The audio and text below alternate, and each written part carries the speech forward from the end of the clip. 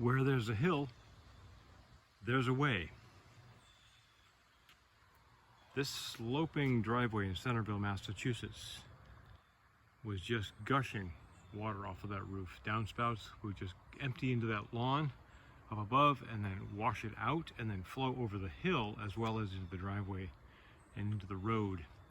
So we took those downspouts, one on here and there, and they now flow underneath and underneath, and you'll see where they end up. Then we did some series of Hugel terraces and planted them with natives, ground covers, as well as shrubs, flowers. But the point is, of where there's a hill, there's a way. That is a sloping grass lawn now, nicely repaired, because the water's not gushing over it from the downspouts. It's going underneath. And the water ends up through the downspout pipe there and here, and goes down the water walk, a riverbed. And the water comes in as opposed to rushing straight down. It turns a corner, is diverted along this path here, soaks in under the terraces, nourishing these garden beds through the end of time. And then we get an atmospherically beautiful little riverbed.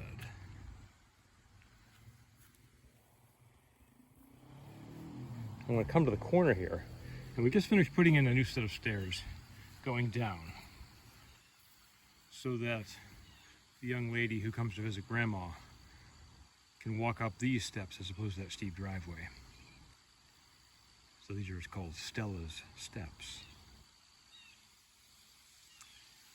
But if you look backwards here, deep in this underneath, right there, there's the downspout pipe. And there's one all the way in the corner over there too, right in that. It comes here, joins this one here, and then flows down portions of the step, but really into this side channel here. So the runoff goes down and then goes into the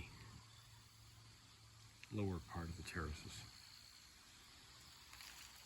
Steps then allow for the creation of side terraces, step terraces, Fagnaccini, do down step terraces out of Tanzania, to solve the edge effect. You can't just have stairs and then concentrating on the water on the edge and the edge blows out.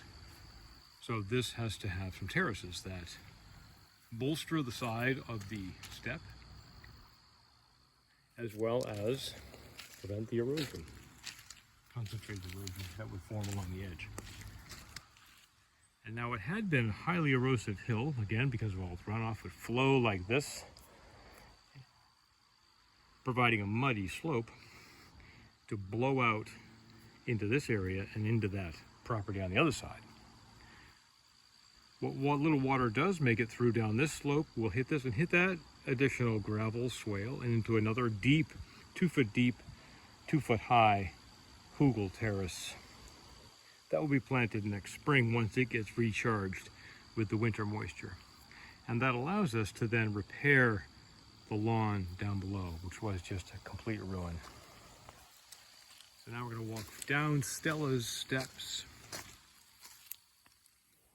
Careful, easy glide, 4 inches high, 6 by 8 timbers buried 8 inches in the ground so that they form a nice firm footing. Looking back up, as I walk backwards here, you can see now the lawn is still under repair, but it has a chance to repair. And we look up here, and also new terraces waiting to be recharged by the winter moisture to come. We are currently in September during a drought year. This is the dry season of a drought year, level 2 drought across Cape Cod.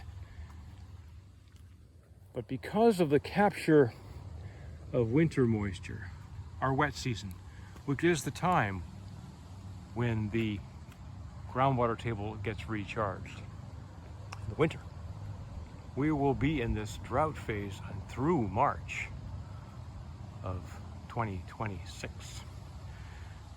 So we make a plan to capture the winter runoff so that we can still, if we still do have a drought next summer, which will be our dry season anyway, we should expect it to be dry. We mitigate the impact of a drought by capturing the winter rain. Where there's a hill, there's a way. I'm Peter Jensen, but this is Terra Firma Permagardens, regenerative agroecology in action and beauty in Centerville, Massachusetts.